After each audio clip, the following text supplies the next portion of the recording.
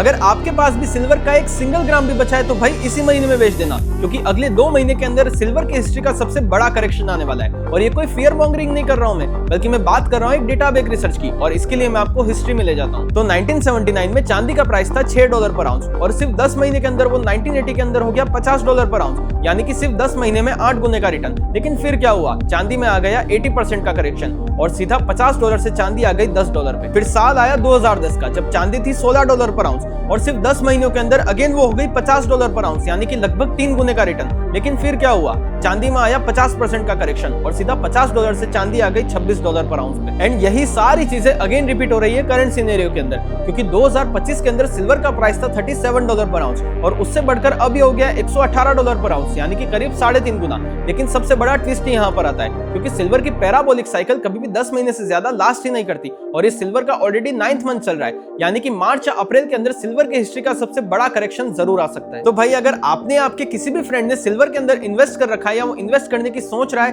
तो उसको ये वीडियो जरूर शेयर कर देना। और अगर आपको भी इसी तरह से सिल्वर के लेवल्स जानने तो कमेंट कर देना सिल्वर, और लेवल्स आपके डीएम में आ जाएंगे।